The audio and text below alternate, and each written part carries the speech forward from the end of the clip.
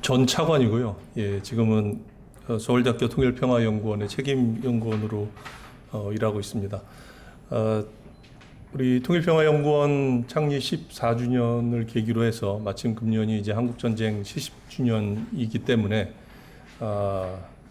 이 관련된 이런 학술 회의에 제가 여러 교수님들과 함께 지속가능한 한반도에서의 지속가능한 평화와 관련해서 말씀을 드릴 수 있는 기회를 주셔서 감사드립니다. 처음에 우리 준비하시는 분들한테 이제 연락을 받은 게 한반도의 지속가능한 평화라는 주제 하에 비핵화와 평화, 그다음에 경협, 사회문화, 보건, 의료. 그래서 나머지 저를 뺀 나머지 네 분은 이제 어떤 분야로 나눌 수가 있을 것 같은데 저한테 주어진 과제는 그냥 남북관계라고 이렇게 표현이 되어 있었습니다. 그래서 아마 저는 뭐 어쨌든 계속 정부에서 남북관계 대북정책의 일을 했기 때문에 어떤 특정 충의는 조금 다릅니다만 특정 분야라기보다는 좀 더 포괄적인 얘기를 해주는 게 좋겠다라고 아마 판단을 하신 것으로 그렇게 이해를 하고 자료를 준비를 했습니다. 여러분 이 상황을 정확하게 기억을 하시는 건 아니겠습니다만 이제 3년 전에 처음에 문재인 정부가 출범하고 얼마 있다가 이제 문재인의 한반도 정책이라는 표현으로 해서 문재인 정부의 우리 정부의 이 대북 정책을 저희가 이제 통일부에서 이렇게 준비를 한 적이 있습니다. 그래서 첫 번째 정책 목표가 이제 비핵화와 항구적인 평화 정착이었습니다. 그리고 세 번째 목표가 지금은 평화 경제라고 얘기를 많이 하고 있습니다만 신경제 공동체 구현이라고 하는 오늘의 주제에서도 나왔던 이런 비핵 평화 그다음에 경협 이런 부분의 얘기였습니다. 그리고 두 번째 목표가 사실은 지속 가능한 남북 관계 발전이었습니다. 오늘의 이 제2세션의 주제인 지속 가능한 평화라는 것도 결국은 지속 가능한 남북 관계 발전이 있어야 가능하다고 생각을 하는데요. 이 지속 가능성에 대한 강조가 이루어진 것 자체가 사실은 그동안 여러 정부를 거쳐서 정책을 추진해 왔지만 이 지속 가능하지 않았다는 그 반성 하에서 나온 거라고 생각을 합니다. 지속 가능한 정책을 추진하기 위해서 저는 제가 생각해 본 것은 이제 일단 국내적인 그런 차원의 준비 내지는 과제들이 있을 거라고 생각을 하고요. 그리고 좁은 의미에서의 남북 관계에서의 지속 가능성을 높이기 위한 노력들, 그리고 이제 마지막으로 국제사회와의 이런 협력, 이런 부분들이 결국은 이 지속 가능한 남북 관계 발전, 또 지속 가능한 평화를 이끌어낼 수 있지 않을까 생각을 해봤습니다. 상당히 많은 부분에서 남북 관계의 영역 중에 어떤 그 문제의 출발이 국내 또는 우리 사회에서 시작되는 것들이 많이 있습니다. 최근뿐만 아니라 이것은 80년대 말부터 그랬던 부분들이 있습니다. 이제 새로운 몇 달 전에 이제 총선 이후에 이제 새로운 국회가 구성이 됐습니다만 바라기로는 이제 앞으로 새로 구성된 이 21대 국회에서 이런 그 국내에서의 여러 가지 이 지속 가능성을 해치는 여러 현안에 대해서 국회라고 하는 이런 공론의 장에서 이러한 것들이 잘 논의돼서 좀 합리적인 대안이 모색이 되고 이것이 이제 앞으로 대북 정책이나 남북 관계에서의 지속 가능성을 높이는데 도움이 됐으면 하는 생각을 하고 있고요.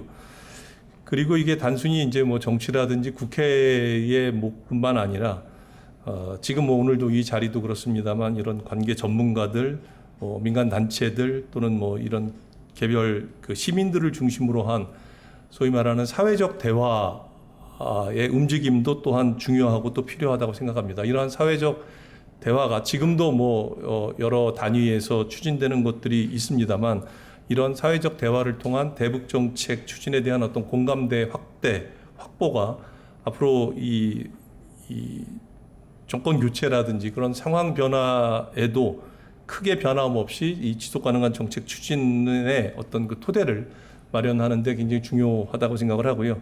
이와 관련해서는 여러분 다 아시다시피 지난해가 마침 우리 그 정부의 통일 정책이 민족 공동체 통일 방안 30주년이었습니다만 88년, 89년에 사실 그 당시에 이제 여소야대 국면에서도 우리가 국회에서의 통일특위 그리고 민간의 이런 그 사회적 대화의 형식을 통해서 여야가 합의된 형식으로 사실 통일 방안이 89년 노태우 대통령의 국회 연설을 통해서 발표됐던 그런 사례를 기억을 하실 겁니다. 그래서 그런 것들을 감안해서 이러한 그 국회라든지 이런 공론의 장 플러스 민간 차원의 이런 사회적 대화가 같이 좀 활성화될 필요가 있다고 생각을 하고요. 이러한 과정에서 볼 수 있듯이 이제 앞으로 이어지는 남북관계 발전 과정에서도 기본적으로는 당국 간 대화가 중심이 되긴 합니다만 지방자치단체라든지 공공기관이라든지 기업이라든지 민간단체와 같은 여러 다양한 주체들의 참여가 필요하다고 생각을 합니다. 그래서 이런 것들을 좀 이렇게 잘 관리할 수 있는 거버넌스 구축도 굉장히 중요한 과제라고 생각을 하고 최근에는 물론 이제 주로 대북 전당과 관련해서 논란이 많이 있습니다만 어쨌든 정부 차원에서 규범역법 개정과 같은 그런 규범역 제도의 재검토도 추진되는 것으로 알고 있습니다만 이런 것들이 이런 가버넌스 구축에도 도움이 되는 방향으로 저는 이루어졌으면 좋겠다라는 것으로 국내의 이제 지속 가능성 확보와 관련된 말씀을 드리고 싶고요.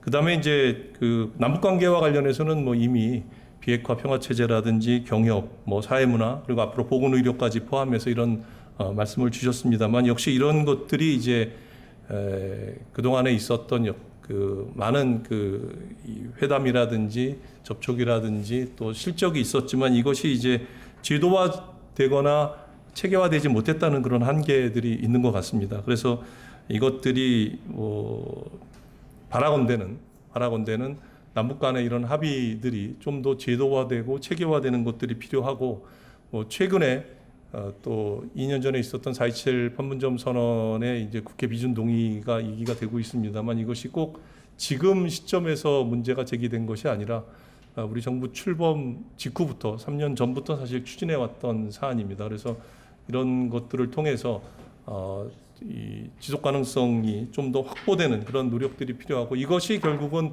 우리 내부의 지속 가능성을 제고하는 것뿐만 아니라 북한에 대해서도 우리가 이런 합의 준수라든지 지속 가능성을 요구할 수 있는 또 그런 근거가 될 수도 있다라는 측면에서 이런 것들이 필요하다고 생각합니다. 그리고 앞서서 뭐 다른 분야의 말씀을 많이 주셨기 때문에 남북관계 차원에서는 역시 이제 군사적인 긴장화나 신뢰 구축 조치들이 지속 가능한 평화를 위해서는 뭐 가장 핵심적이고 중요하다고 생각을 합니다. 최근 뭐 이와 관련해서 뭐 여러 논란이 있습니다만 그럼에도 불구하고 이 군사적인 긴장화나 신뢰 구축 조치들이 단계적이고 비록 시간이 오래 걸리는 부분은 있습니다만 단순히 그 자체 군사적 긴장화나 신뢰 구축 조치 자체도 중요하고 또 비핵화를 촉진하는 과정에서도 북한의 이런 비핵화 프로세스를 북한의 변화를 이끌어내는 그런 견인해내는 데에서도 굉장히 중요하다고 생각을 합니다. 그리고 뭐 보건의료 분야는 제가 뭐 얘기는 썼습니다만 이건 더 말씀드리지는 않겠고요. 이러한 그 남북 간의 이 지속 가능성 제고하기 위한 이런 노력들이 결국은 이제 남북 간의 협력뿐만 아니라 앞서서도 교수님들이 말씀을 주셨습니다만 결국은 이제 국제사회와의 협력을 통해서 이것들이 같이 어느 정도 보조를 맞춰서 나가야 할 그런 필요가 있다고 생각을 합니다. 그렇게 되어야만이 이게 실제로 지속 가능성을 확보하기도 좋고 또 이것이 단순히 현안의 대응뿐만 아니라 장기적인 관점에서 이것들이 비핵화와 또는 뭐 평화체제라든지 경제협력이라든지 사회문화 교류들도 결국은 이런 지속 가능성 확보 차원에서 국제사회와의 미국이라든지 중국과의 이런 협력들이 굉장히 중요하다고 생각을 하고요. 마지막으로 사실 이 발제문을 준비할 때는 한 2주 전에 제출을 했기 때문에 최근에 이제 뭐 지난주에 있었던 연락사무소 폭파라든지 뭐 이런 상황을 뭐 담지는 못했습니다. 뭐 제가 오늘 점심 때도 그렇고 이제 많은 교수님들도 또 저를 아는 많은 지인들도 이제 특히 이제 지난주에 연락사무소 폭파와 관련해서 뭐 많이 얘기를 하십니다. 저도 개인적으로는 어쨌든 연락사무소를 개소하기 위해서 사전에 사전 점검도 가고 그리고 그 무더위에서 공사를 남북 협력을 해서 공사를 잘 마쳐서 18년 9월부터 제가 작년 5월에 퇴직할 때까지 9개월간 그 연락사무소장을 겸임을 했습니다. 그리고 생각을 해보니까 총 30번을 제가 연락사무소에 출근을 했었습니다. 30일을 다녔던 어쨌든 그 건물이 폭파되는 광경을 보고 저도 굉장히 안타깝고요. 그리고 뭐 북한이 여러 얘기를 하고 있습니다만 이후 여하를 막론하고 남북 간의 정상 간 합의를 통해서 건설한 그런 연락사무소를 폭파했다는 것에 대해서는 굉장히 유감스럽게 생각을 합니다. 그리고 이러한 그 행위가 결코 북한에게도 도움이 되지 않는다라는 생각을 하고 있고요. 그리고 어쨌든 최근에는 뭐 추가적인 그 상황 악화와 관련된 여러 조치들을 공언을 하고 있습니다만 바라건대는 하여튼 이것이 중단되기를 바라고 있고 이 남북관계 개선이라든지 평화 정착을 위한 이런 남북 정상의 합의 그리고 남북은 결의 이런 합의와 염원을 담아서라도 이런 것들이 계속되어야 한다라고 생각을 하고 있습니다. 좀 전에 이제 우리 앞서서 말씀 주신 분들의 말씀에도 뭐 얘기가 있었고, 그다음에 이 정우식 교수님도 그 불안전 주권 뭐 말씀을 주셨습니다. 그리고 그런 표현을 쓸 만큼 현재 한반도 상황이 굉장히 한계가 있고 어려운 것이 또 현실입니다. 그런 딜레마가 있고요. 그리고 김명인 교수님이 말씀하신 그런 경협 추진과 관련된 그런 우리가 고려해야 되는 그런 어려운 상황이 있다고 생각합니다. 그러나 동시에 그런 상황에서도 우리가 남북관계에서의 공간을 확보하기 위한 노력도 또한 필요하다고 생각을 합니다. 그러한 여러 가지 제약 조건에도 불구하고 남북관계 공간을 일정한 공간을 확보해서 또 그 공간을 통해서 우리가 오늘 얘기하고자 하는 이런 지속 가능한 평화를 만들기 위한 노력도 계속 필요하기 때문에 그런 데 대한 지혜를 모으는 작업이 오늘 또 의미 있게 진행되기를 바라겠습니다. 예, 감사합니다.